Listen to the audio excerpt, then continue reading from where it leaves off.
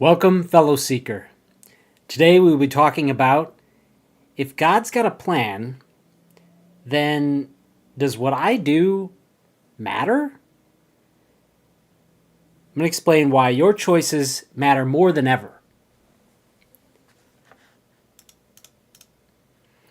We've all felt this paradox. I know you have. I felt it, right? I remember on my honeymoon with my wife, we were looking up at the stars, and she was like, "They're so vast. We're so small. Do we matter?"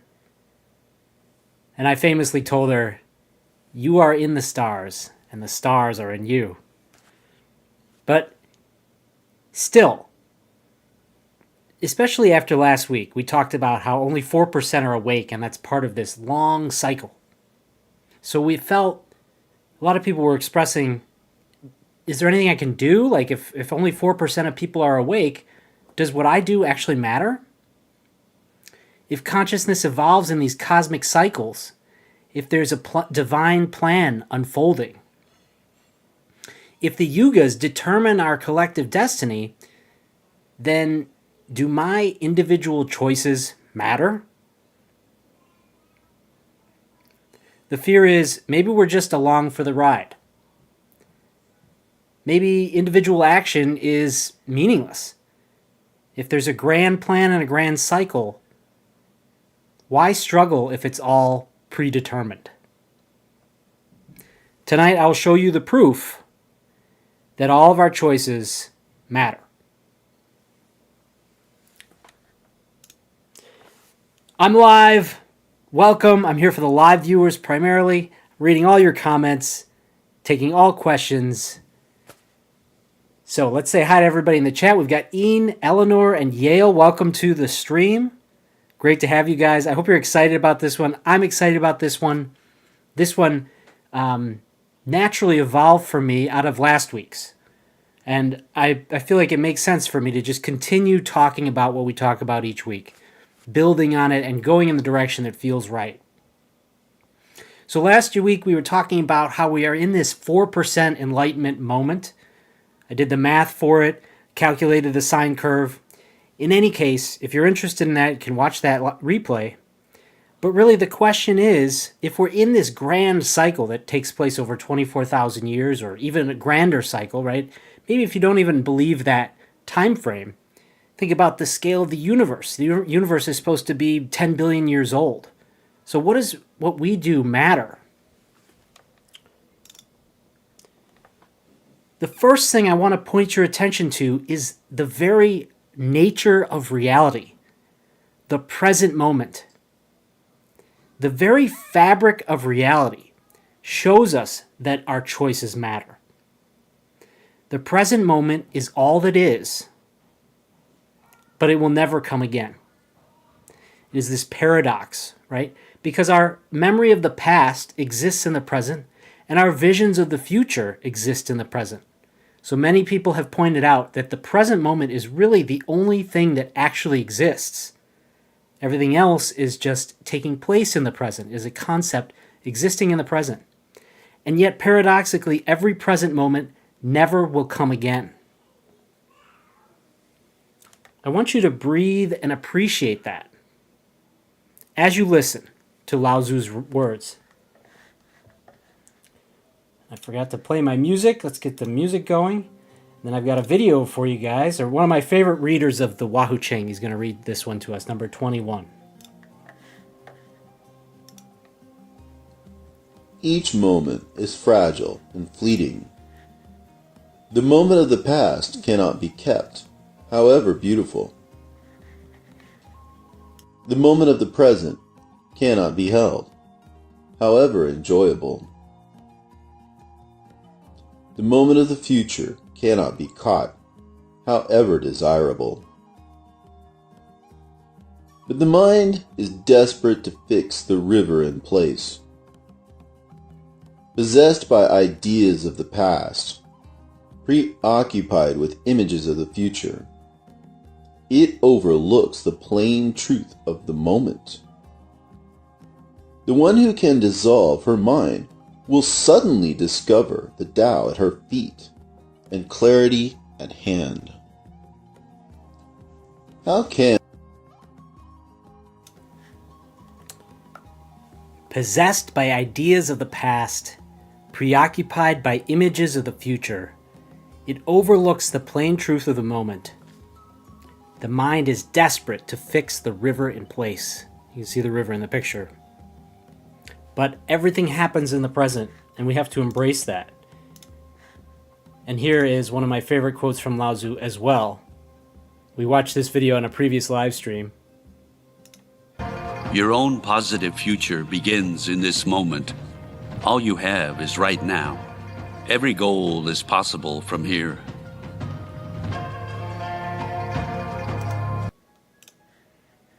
There you have it.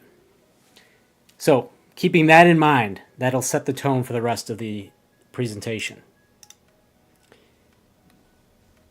The skein of time and space. Now, I didn't explain the word Akasha. For those of you who aren't familiar with it, it refers to the Akashic Records. Every culture intuited the same truth. Our choices are eternally recorded.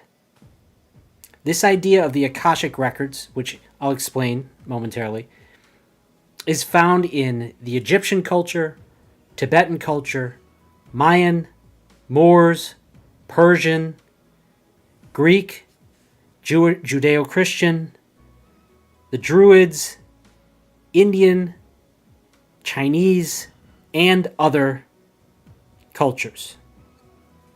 The concept is also mentioned in the Bible. Luke 10:20. Nevertheless, do not rejoice in this, that the spirits are subject to you, but rejoice that your names are recorded in heaven. There's a reference to the recording in heaven. Philippians 4:3. Indeed, true companion, I ask you also to help these women who have shared my struggle in the cause of the gospel, together with Clement also, and the rest of my fellow workers, whose names are in the book of life. Malachi 3:16. Then those who feared the Lord spoke to one another, and the Lord gave attention and heard it, and a book of remembrance was written before him. Introducing Edgar Cayce, the most documented psychic in history. He has over 14,000 documented readings over 43 years that are recorded. In these readings, he accessed the Akashic Records. He called it God's Book of Remembrance, and you can see that is written here, the Book of Remembrance in Malachi. So he said that in these experiences, and he had extremely accurate and helpful information for the individuals that he did the readings for. He would go to the Akashic Records in his psychic vision and open the book to the page of the person that he was giving the reading to. Every soul's complete journey was there recorded. And he had descriptions of multiple lifetimes that helped people explain why they had certain relationships. He was like, you've been this person's wife, this person's mother, this person's father, this person's teacher, this person's best friend. And so now in this life, you find each other. Maybe they're married. I don't know. But he's explaining this is the dynamic and this is why you find yourself in this position in your life today.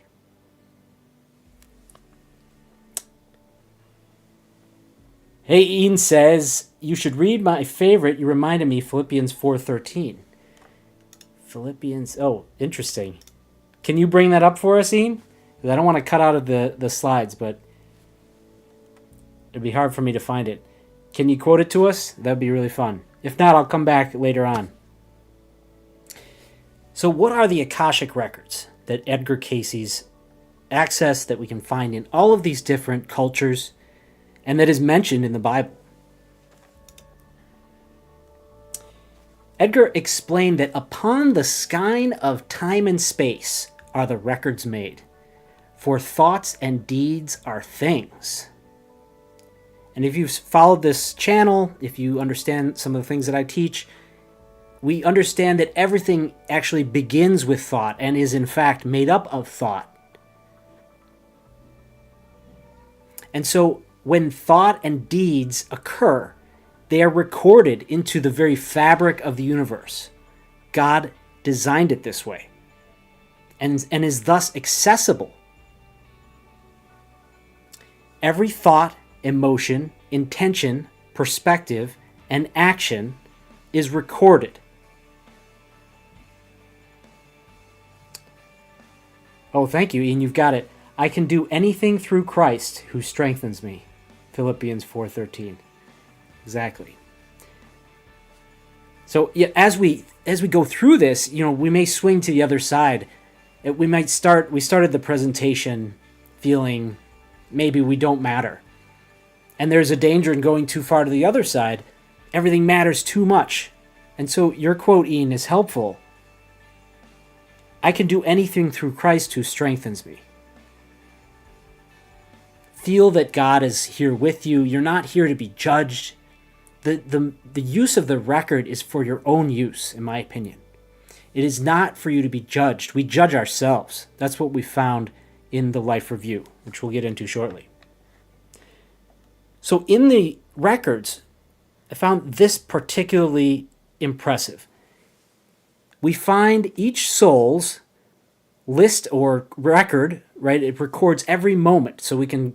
It was explained as like an advanced movie hall. You can go in and replay life that has happened, moments of lives, lessons learned, opportunities lost, faults acquired, experiences gained. All these things are related to the choices that we make. Some of the most powerful things here is remembering that there are opportunities lost. And yes, faults acquired, right? But also lessons learned and experiences gained. It's like a yin and yang of positive and negative that is recorded for all to see. And I don't think there's privacy in the spiritual world. I actually thought about that today, the idea of privacy. That's a totally different subject, but I think in the spirit world, the one thing you can't do is lie. And so this record, and it's not that you're judged, but the record is accessible and we can see. And I think that that's why spirits choose to come back to continue to improve their record and their self, what they are. If they've committed crimes in past lives, it's hard to say, I didn't atone for that, I'm just going to ignore that for the rest of infinity. You can imagine. Instead, they choose to go back and right the wrongs.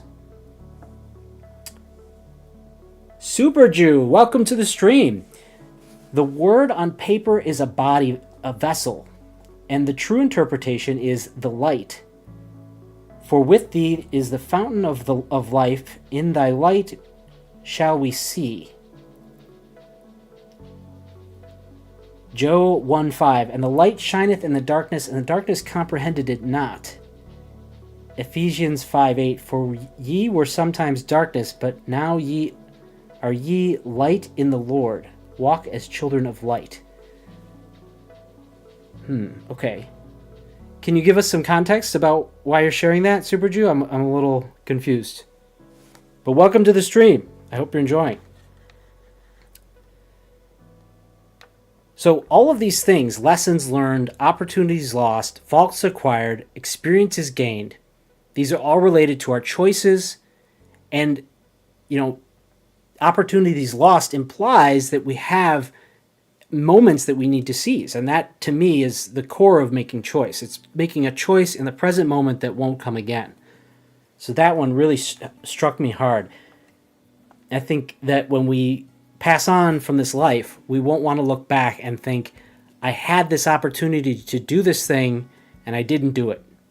And when we there's interviews of people on their deathbed, regret is probably the most painful thing. And I'm actually going to show you a clip in a moment here. But regret, I believe, especially when you reach the afterlife and you look back on your life, you look at your record of your life, regret is so powerful that someone will choose to have another life it's almost like 100 years to be rededicated to this regret. That's how powerful I think that emotion is. So the record also records your absences and your silences. Every time you didn't speak up or take upon yourself the way of service. The Akashic void where your contribution should have been.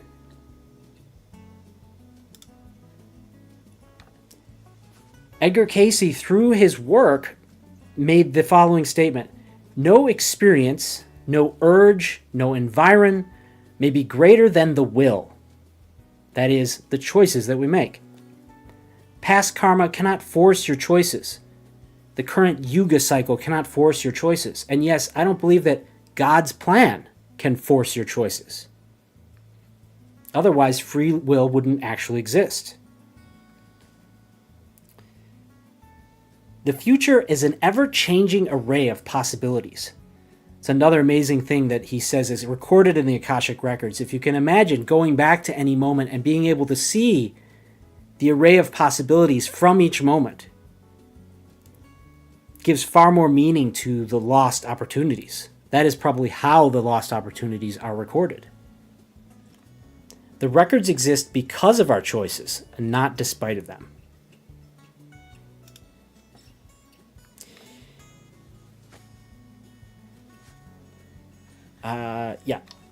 So, NDEs, near-death experiences, the life review. Every near-death experience includes a life review, where the person relives their entire life and sees every moment from everyone's perspective that they affected. So you can imagine this is like, it appears that in almost every near-death experience is this experience, this life review. This connects directly to the Akashic Records. It appears to me that a spirit doing the life review is brought to the Akashic Records, and the Akashic Records of all the people that they affected in their life are combined into this experience of the life review so that they can see how they affected those around them. The only thing that remains is how we treated others. And in this process, there's no judgment from God. So that's an important note in the near-death experiences. They never felt judged for the negative experiences that they caused in others, but they did experience them themselves. And so if they thought that it was bad, that is a judgment that they create themselves. So that didn't come from outside of them. So you judge yourself seeing this 10,000 time ripple effect of all of your choices. And you can see more of this in the Afterlife video. This is the why of the way of service. Why do we follow the way of service? So that when we reach the end and we look back into the records, we don't have regrets, right? Our life review will be a positive one because we did our best to create a positive effect on the world. That's why every single spiritual teaching teaches service, because that's the ultimate point of life.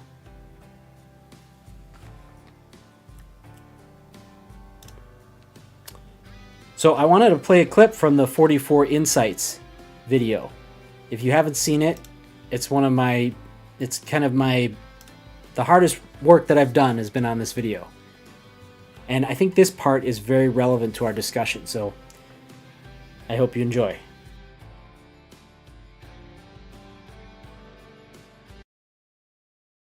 Because I started finding myself thinking, well, I don't need to be perfect because I can get it right in the next life. And in the afterlife, we aren't judged by God, but rather loved unconditionally.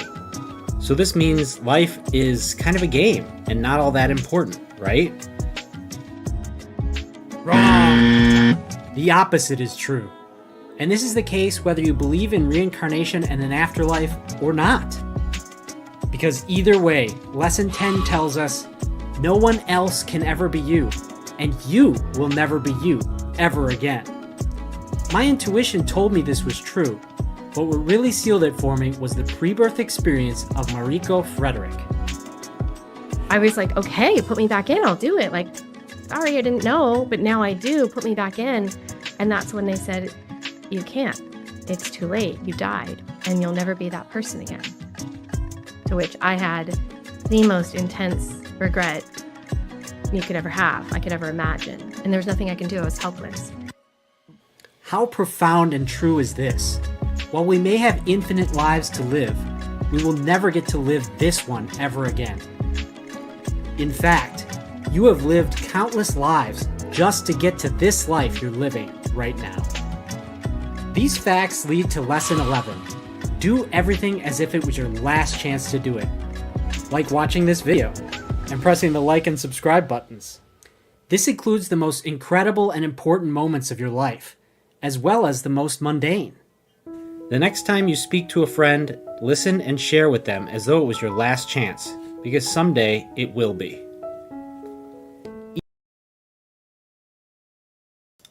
I love that I'm wearing the same shirt as in the video. That's amazing. I didn't plan that. I probably should have planned to not be wearing the same shirt. All right. Let me know in the chat what you guys are thinking about this. I'm enjoying this. So, no one else can ever be you, and you will never be you again. Let that sink in, right? You will never experience this moment again. You know, for every day forward, you'll be older than this. You have lived countless lifetimes to get to this. So do everything as if it was your last chance. So with only 4% conscious, your irreplaceable perspective is desperately needed. We're going to talk more about this 4%, how that integrates into this moment that we find ourselves in, and how important it is to do what we can do. Make the right choices. So let's review really quickly, what is this 4% thing we're talking about if you didn't see the last stream. We're 325 years into this ascending Dwapara Yuga age, known as the Bronze Age or the Energy Age. And only 4% of humanity is awakened. And that's part of my calculation also from scientific surveys. Surveys given said 4% of people report they are experiencing a spiritual enlightenment. And so 96 are operating from this previous age, this age of materialism, age of scarcity and survival mindset. So those of us who are at the 4% cutting edge, and I believe that if you're watching this, you're part of that 4%, at least sometimes, right? And I think some people go in and out of being enlightened. It's just the way it is. It's a struggle. That's what life is. It's not easy. But is this number fixed, and can we do anything? That was kind of the response that we got from last week. And this was the reason that I did this presentation, was this slide right here. The key question isn't how many people are enlightened or can we enlighten more people more quickly, but really who is in charge in any given situation? Who is influencing the situation? And for those of us who find ourselves in the 4%, our power to influence and to do it positively is outsized. And I'll explain that soon. But as we've discussed, what we do echoes in eternity. In any situation, the math says only 1 in 25 people is conscious. And if that person doesn't speak up, doesn't bring themselves authentically, the question is here, are we acting on our highest excitement, on what our heart says to do, what God tells us to do, or in the way of service? Or are we stuck in fear or some negative emotion that prevents us from showing up and actually puts us back into the 96% of people who are not enlightened? So your choice to show up determines who's in charge. And I'm not saying take charge of everything, right? I'm not saying like take over the world. I mean, that would be great if an enlightened person were to become a politician and help in that way if they feel called to do that. But I'm talking about in the most mundane situations. Situations with family, with coworkers, with friends. And the idea of being in charge, it's more about, are you sharing yourself? Are you giving yourself a chance? Are you giving the positive way of service, the enlightened person that you feel you might be, a chance to influence the situation? And as we'll see, the math says that enlightened people have an outsized effect on the world. This 4% is not fixed. It's whoever acts consciously in each moment. So perhaps the 4% number isn't a fixed number of people in the world. It's a shifting number, right? And it's like at any given time, 4% of the earth is enlightened. So another part of this choice is, will you be one of those 4%? It's that much harder today, is the idea, to be enlightened. You have to work your way back into that 4% through practice. This is something we talk about. You cannot get there without practice, especially today. In later in the cycle, it's going to be easier and easier to be enlightened. And people have speculated, when 100% of the planet is enlightened, what is the challenge? What's the point? And the point is, are those people going to just rest on their laurels and just enjoy paradise? Or are they going to continue to improve themselves through service and through whatever they can do? We're always faced with that question. So you become the 4% by choosing to lead and by choosing to, we can lead in the specific area that we're an expert in. That's another thing I talk about. Your purpose, your niche. We'll talk about this a little later too, but your niche is what makes you an anomaly. What makes you different. That's where you can lead. Hey, Susan's here. Welcome.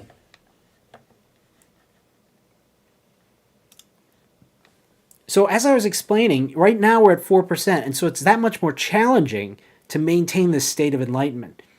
Let's compare that to the near future. I want to compare this to the law of diffusion of technology. And it's a little cut off there, but basically what happens is there's the innovators and early adopters, and that adds up to about 15% of the population. And then at some point the estimates are between 10 and 25%, the technology is adopted by everyone, even the people who aren't into technology.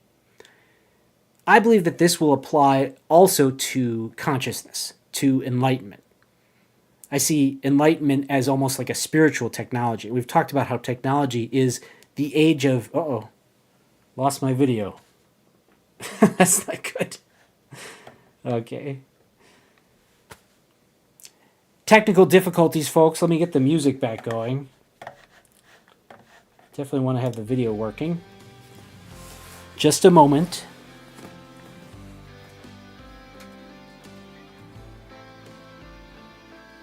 There we go. Just had to press a button. Feels like it's overheating a little bit, perhaps. It's all right. Sorry about that, folks. It's a live show. We're live. What can you do? We're live. All right. Where were we? Yeah, so the law of diffusion of technology, this idea that, in the near future, we don't have to get to 50% of the planet being enlightened. I believe that at some point between 10 and 25%, it'll be obvious that the enlightened people should be in charge. And if we look back at ancient history in the corollary of our point of the cycle, we can see that that was probably the case. And that's why 4% has such a giant effect. I released a couple shorts about this week and talked about it last week. The 4% are the ones coming up with all these innovations.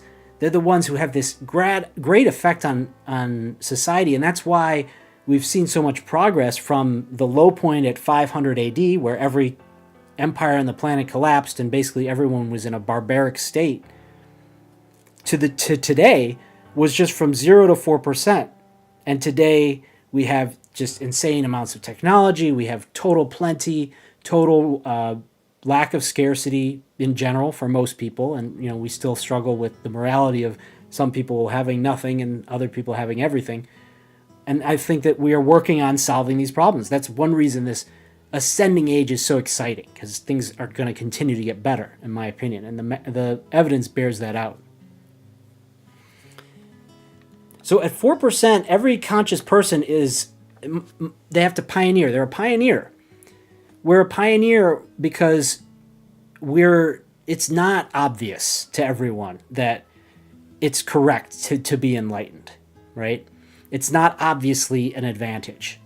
I think if you study it, it is, but you will see that I'm sorry, I lost my train of thought there because you got a kid screaming in the background.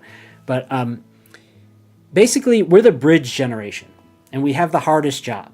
So until we hit this tipping point, it's going to be challenging. And it's more challenging now than it will be at, let's say, 8%.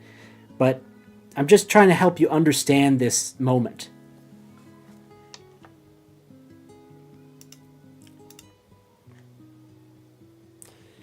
So here's the exciting stuff. Maybe you guys, and I don't think I put the word on, I should have put the word on here. Maharishi effect. Basically, they've done experiments that show that our effect is far beyond the physical for enlightened individuals. In Washington, D.C., they did a study with 4,000 meditators, and it resulted in a 23.3% crime reduction. In Lebanon, 200 meditators reduced war deaths by 76%. And so this phenomenon, it's called the Maharishi effect, of meditators bringing down the incidence of violence in the population that they're focused on, is so fascinating. It's fascinating to me that it's been studied over and over. And what we've arrived at is that 100 people affect 1 million people. It's the square root of 1% of a million. Each conscious person, thus, has a 10,000 times effect on the world. So our consciousness literally reshapes physical reality. And the graph that you can see here is a 17-year study recording the stress-related deaths in the US based on meditation. And you can see this graph, pretty much everything went down except for drug deaths is the one thing right here. And they measured it based on the violent crime. Sorry, I misspoke. It's not stress deaths, it's violent crime. And we can see everything dropped during this period that they engaged in this meditation study. It was a multiple-year study. So to me, this is a fascinating piece of evidence. Let me zoom in on it a little bit for you guys. You can see, as it says, a 17-year study. So here is the group size, the meditation group size, and then we can see that it picked up here. And I'm not familiar with the study. I probably should have read more about it, but they call this is the demonstration. So I don't know if at this point they actually started focusing their energy in a specific way or whatever it is. I'm going to have to bring more information. But I found this graph and I thought it would be great to share.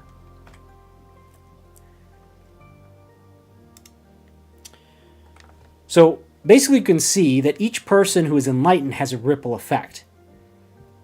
And when I was writing this slide, actually earlier today, I was listening to music.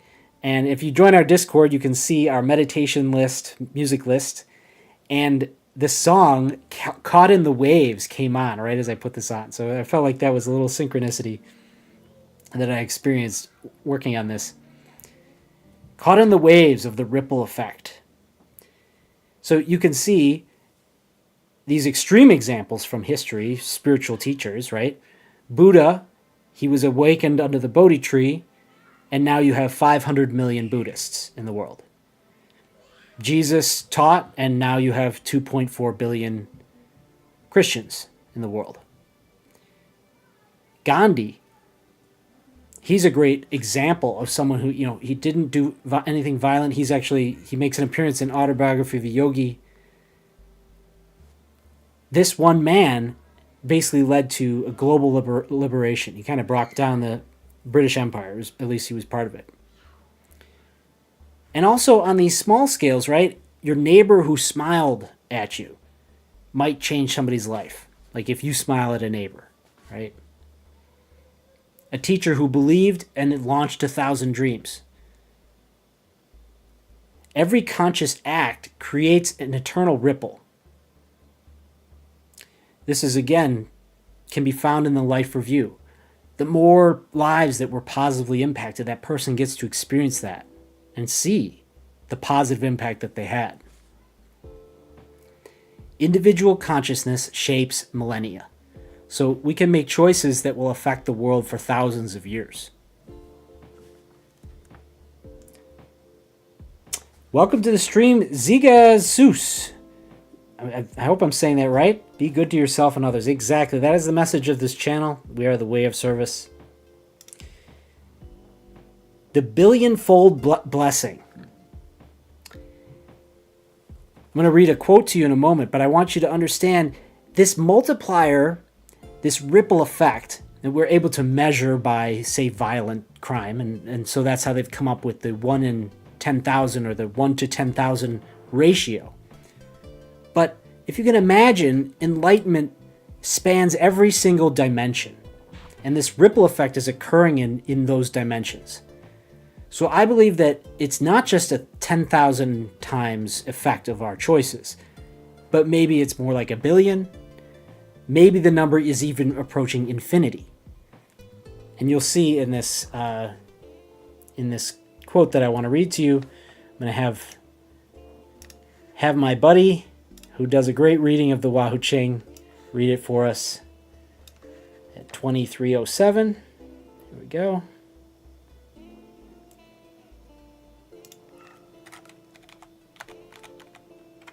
All right. Sound right? The second kind, integral wisdom, involves a direct participation in every moment. The observer and the observed are dissolved in the light of pure awareness, and no mental concepts or attitudes are present to dim that light. The blessings and wisdom that accrue to those who practice the integral way and lead others to it are 1 billion times greater than all worldly blessings and wisdom combined. So that's Lao Tzu's math, right? If we follow the integral way, which was my inspiration for the way of service, was the integral way from the Wahoo Ching, then the blessings are 1 billion times greater than all worldly blessings and wisdom combined. What that says to me is that the very state of being enlightened carries with it the power to bring blessings 1 billion times greater than the unenlightened person trying to move blocks in the physical world without being connected to their spirit, without doing it with an awareness of energy. That's the current age that we're in, the awareness of energy. And then the next stage is awareness of thoughts and their power to affect the world. And then finally, understanding God and spirit and how that affects the world. That's the ultimate understanding. So that's Lao Tzu's math. Also, I wanted to mention, because I'm a parent, parenting ascending children is a big example of how our choices have a major impact.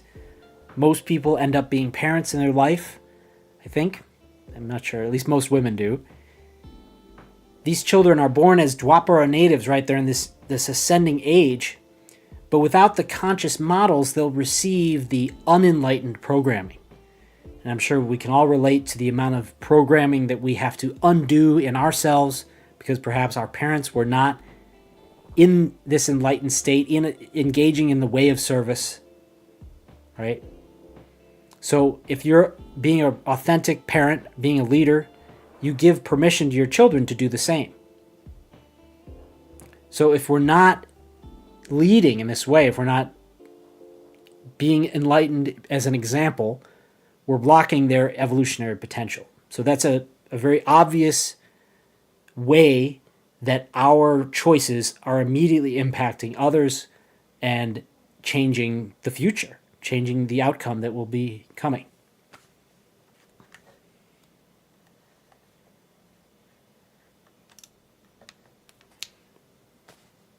So I think what we're seeing, especially because this 4% is so hard to attain, we have an abdication crisis of people. We don't see a lot of enlightened people in positions of power. We don't see them stepping up in the way that I think that they should. And maybe that's a product of the fact that it's only 4%. Luckily, they can have a lot of effect even without being leaders.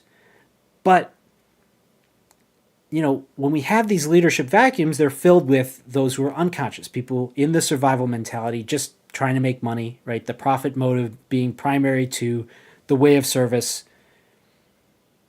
The idea is that then if you don't take this, seize the moment, you're basically leaving 10,000 people without the positive influence that you could be affecting. Again, the Akashic Records note the opportunities lost. So enlightenment has no effect in that moment. If you're 0% or you're 100% enlightened and you're not taking action in the world, if you're not applying that to your life, then it doesn't matter. So how many opportunities will you lose if you don't take advantage of the life that you still have in the present moment? And here's a picture of Edward VIII abdicating the throne. That's a good picture for abdication. Eleanor says yes to authenticity in parenting. Exactly.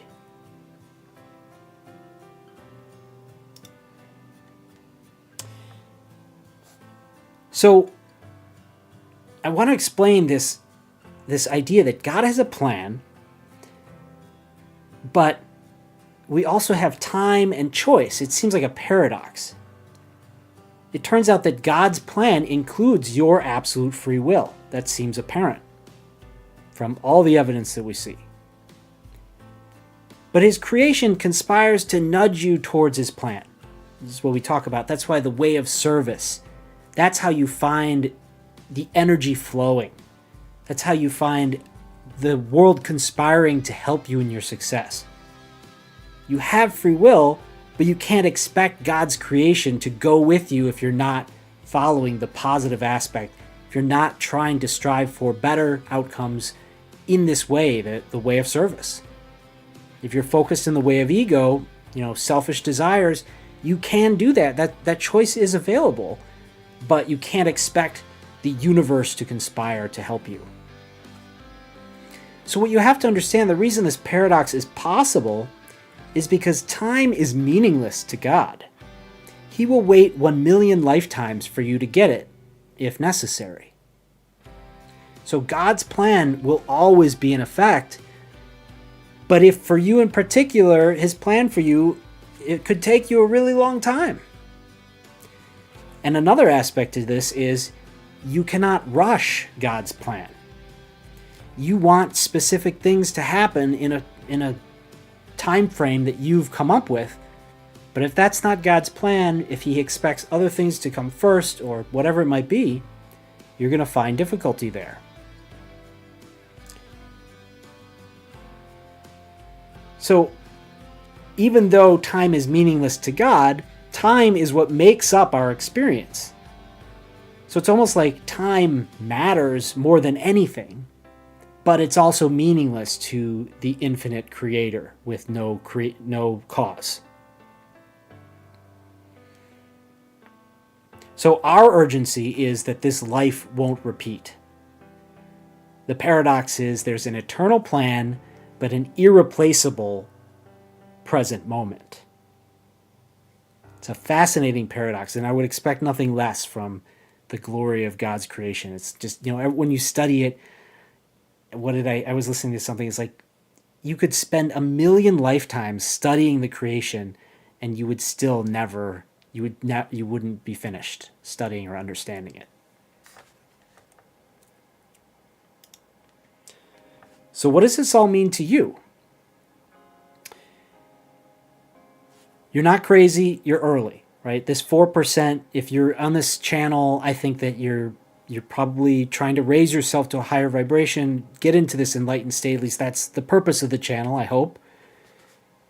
Sometimes it makes you feel crazy. Sometimes this is why we don't end up putting ourselves into the world.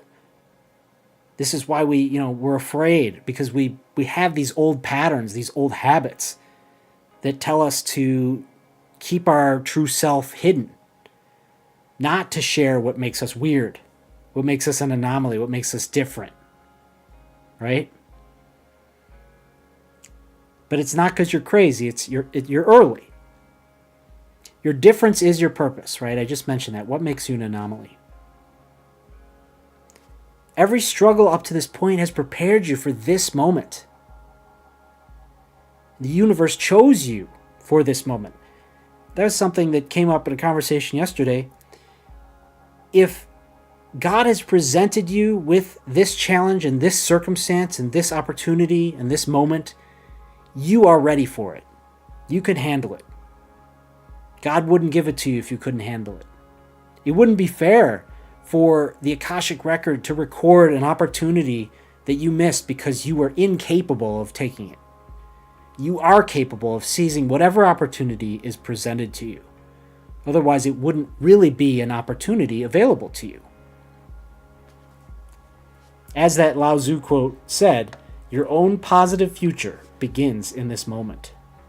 Let's listen to it again.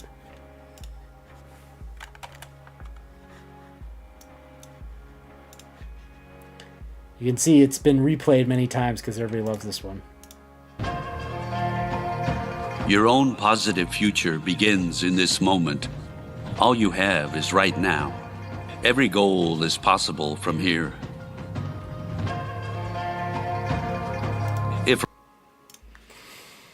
Love that. Love that. So, the call that I'm sending out. This is your cosmic moment.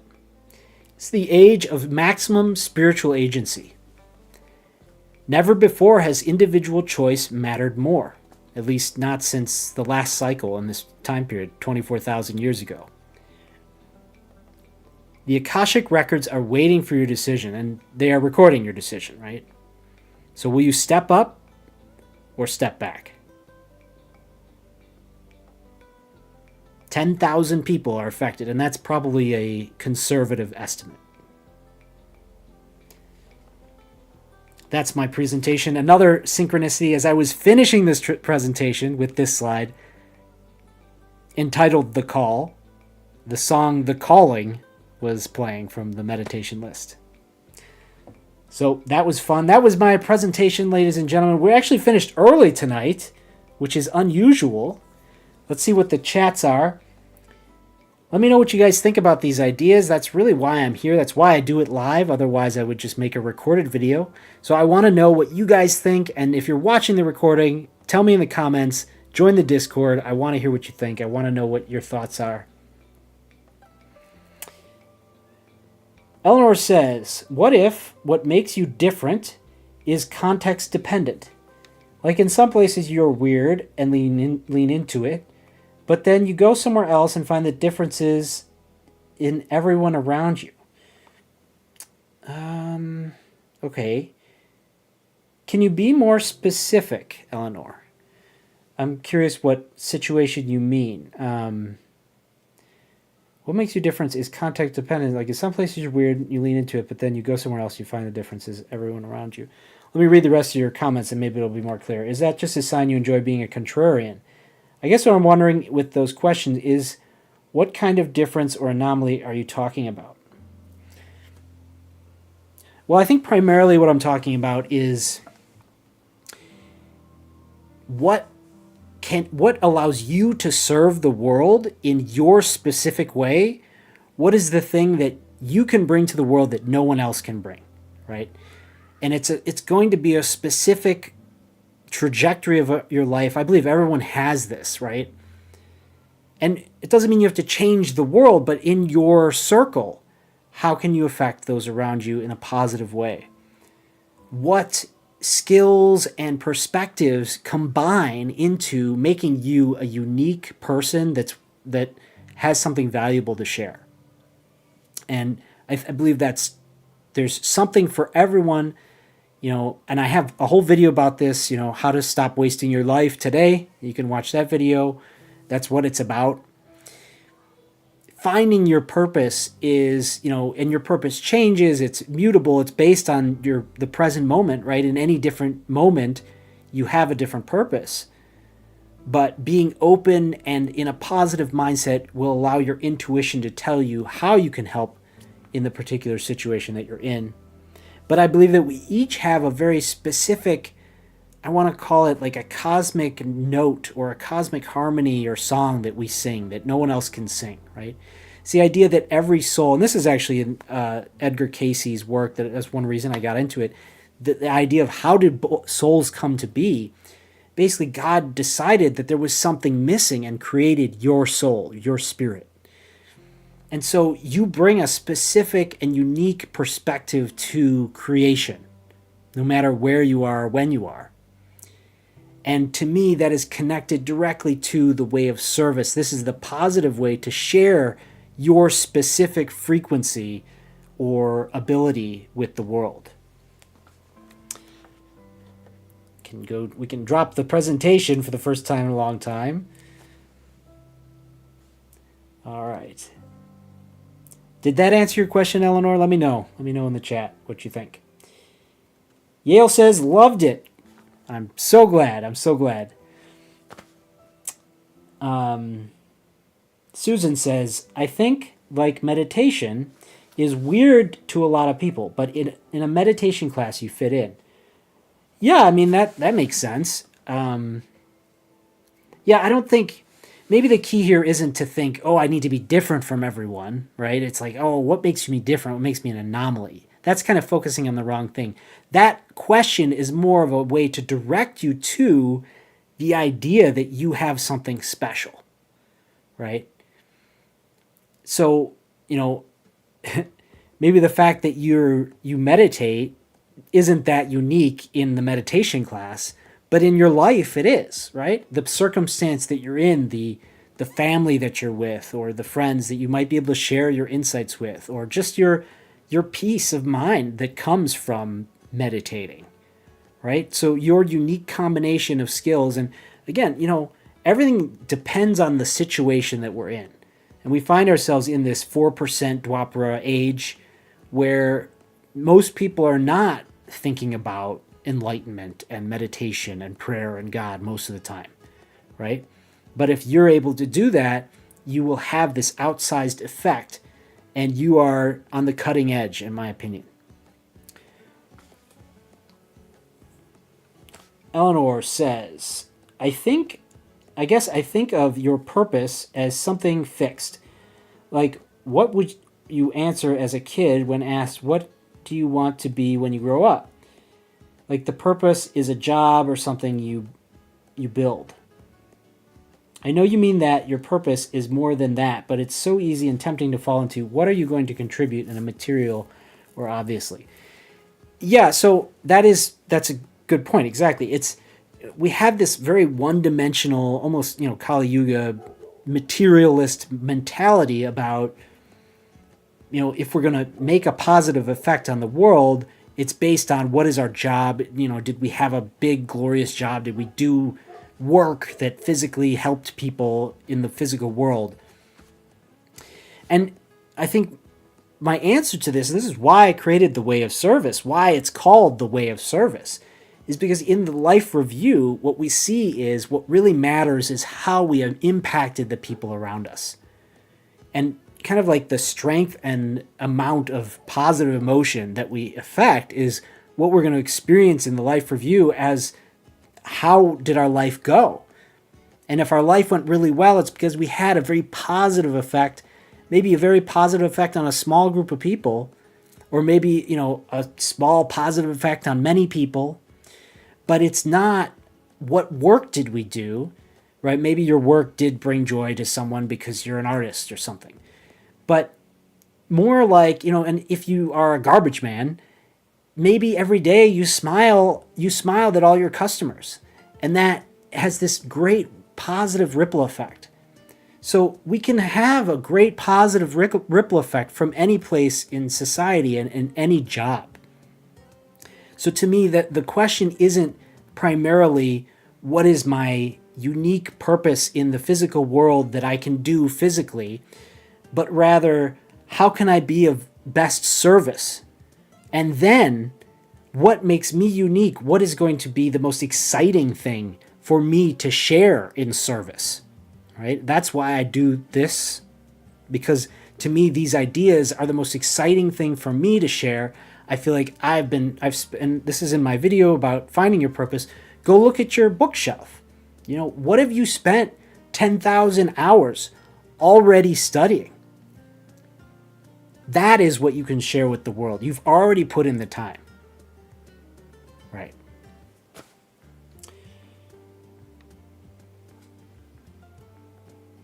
Obvious way. Yes. Okay. All right. It's almost 8 o'clock. We did start a little late, though, so if you guys have any more questions, I'm eager to answer them. Yale says, in every choice you make and thing you do, you have the option to do it the right way or the wrong way. Yeah. Your purpose is to do it the right way, which is most of the time the harder way. Yes, and also knowing what is the right way is usually pretty simple, right? That's what's amazing. This paradox of the right way being simple, but really hard to do. Because, because of our karma, because of our programming, sometimes it's not hard to do. I think with practice it becomes easier and you start to realize how much fun it is to help people and do the right thing. It's so much more fun, so much more satisfying. And it's really meeting the opportunity in your life, doing things the right way. You have the opportunity to do this thing. That's why I said in the 44 Insights, do everything as if it was your last chance to do it. And that mentality allows you to seize every opportunity. And, this is something Cayce talks about in his readings. The opportunities are presented to us every day. We might be thinking, oh, I only have an opportunity every so often, or, there was that opportunity years ago. It's like, no, there are opportunities every day to enact the way of service, to help those who are worthy of your help, and equally those who are not worthy of your help. Famous quote from the Wahoo Ching. Since I'm on a roll, I'll play. Or sorry, I'll find the Wahoo Ching quote.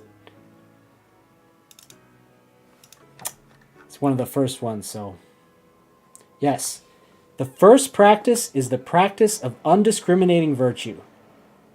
Take care of those who are deserving. Also and equally, take care of those who are not. When you extend your virtue in all directions without discriminating, your feet are firmly planted on the path that returns to the Tao.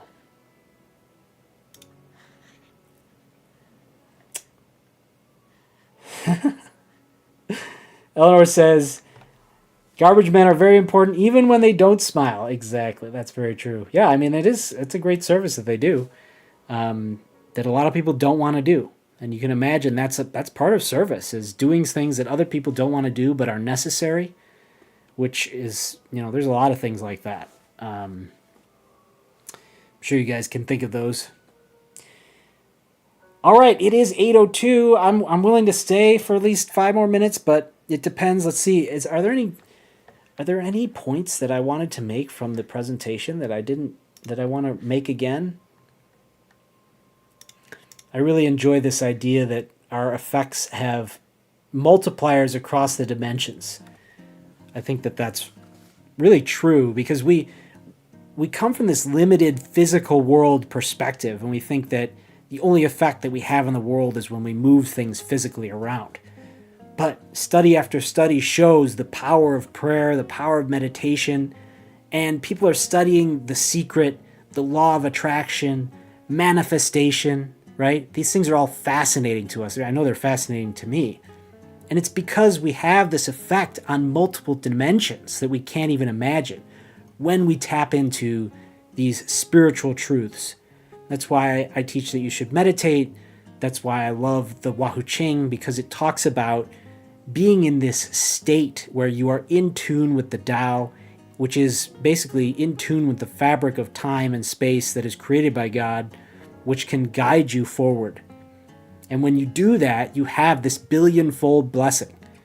You have this effect that is so much greater than anything you could possibly get by moving things around in the physical world. Eleanor says, yeah, I like that because it sounds simple but hard. When you put it that way, I'm grasping at the part of purpose that is like creating something impressive, I guess, or not wanting to die with. Looks like you have more text coming for us. You can respond to what you said, though. Yeah, this idea of creating something impressive. It's interesting how that is not at all what is found in the life review, right? Having been impressive, I feel like is actually probably going to result in negative emotions for a lot of people that you interact with. So in your life review, I would expect if you've focused on being impressive, you will regret that, because you will see, oh, that made this person feel less than me. And you're exchanging their their impressiveness of your impressedness of you for their negative emotion of feeling less about themselves. Whereas if you focus on the way of service, that's why I think the Mother Teresa quote, and I've shared this with you, Eleanor, is imagine how much good you can do if you don't care who gets the credit. And Krishna mentions this. He says, you have the right to do your service in the world, but you don't have the right to get the results from that service. And so the idea is that we should act in the way of service without any expectation for reward. This is something that Bashar talks about, taking action on the thing that excites you the most. And to me, the most exciting thing is how can you serve the world in your unique way. That's my idea of the highest excitement that Bashar explains. But you do that thing, and then you get the results that you want by not caring about the result. It's almost a paradox. It's a paradox of not having desire for an outcome, because the greatest outcome is something that you can't even imagine.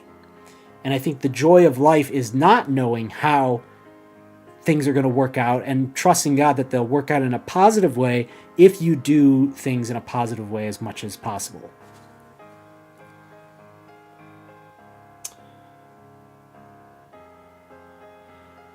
Eleanor says, regrets for not having made something creative or unique with your life and unique purpose. So, okay, that's different than trying to be impressive. Yeah, I understand what you're saying. Yeah, I think that that's part of it. Like, we do need to we have to seize the opportunities to express ourselves. I mentioned this in a lot of videos. There's one aspect of life which is serving the world, and I think another aspect is expressing ourselves. And if you feel like there's something that you need to share with the world in that terms, and I think that they go together, right? If we express ourselves truly authentically, then we actually show people our positive emotion, and we almost give it to them. Like the best thing I can think of is like writing a song. Like writing a song that's very powerful and comes from the truest part of yourself is going to have such a positive effect on other people. And it's not, you didn't do it to be impressive, right? That's why I think I heard a story like this about what was it, that song? Oh, I forget the name of the song, but there's some song that went to the top. They won a Grammy for it, and they weren't a big band. They just had a song that was a big hit, but instead of letting it go to their heads, they just kept making music the way that they wanted to make music, and they weren't trying to do it to be impressive. They ended up being impressive by accident, and I think that that's the goal. You want to end up being impressive by accident. And then when you are in that position of being impressive, be humble and tell others how they can get there also. Tell them it's not because you're different from everyone. It's just that you did what you were meant to do. And that's what I teach on this channel. I think that, we all have something that we're meant to do.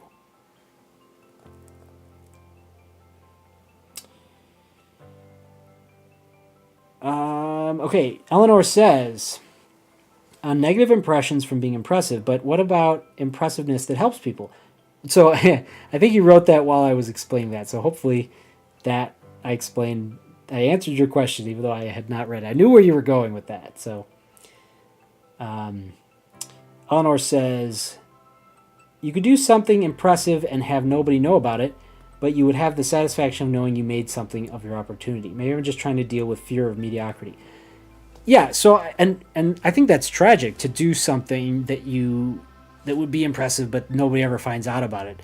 Put your work out there, share it with people. That's what I'm doing here, and sometimes I'm disappointed by how few people get to see what I'm working on, but I think that will hopefully improve over time. Yeah, share your passion, share what you work on. Don't let it collect dust in the closet, right? Ryan's here. Welcome, Ryan.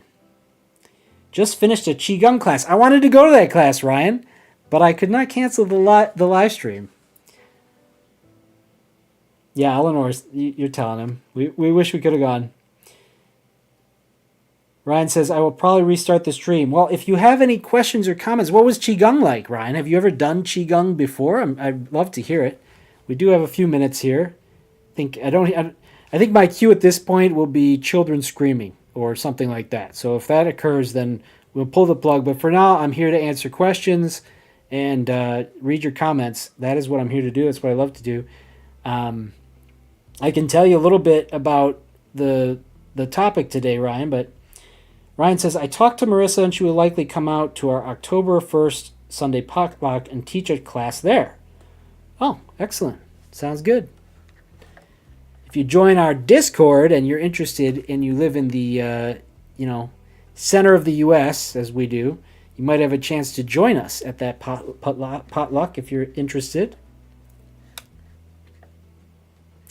Yeah, I'm curious to hear what your experience was, Ryan, if you've done Qigong before. I have done a lot of Qigong. I love Qigong. Basically, the word Qigong means energy work in Chinese. And, if you've been watching this channel, you might know that the starting of my spiritual journey occurred in 2009 when I used energy healing on my father.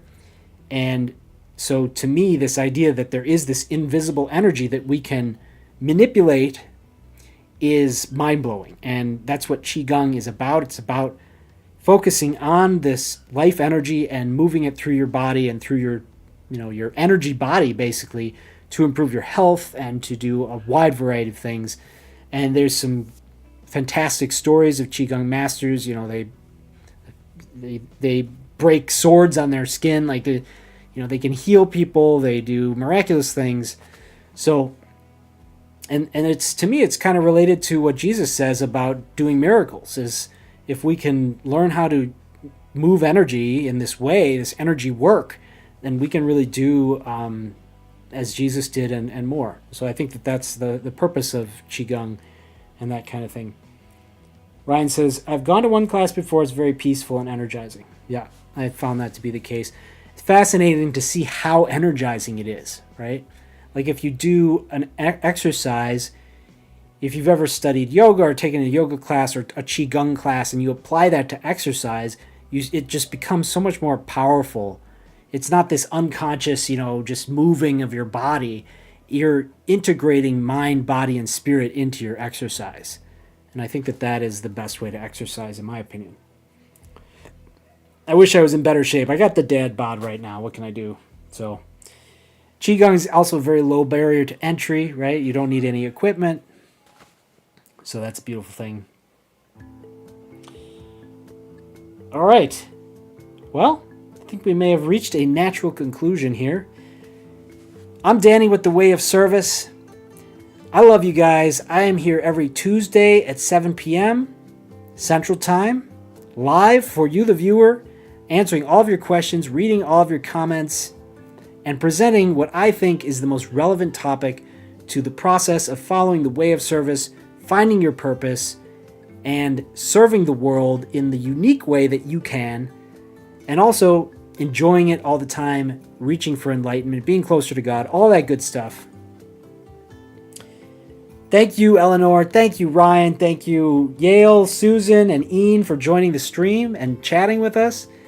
I love it, and I will see you guys 1 week from now.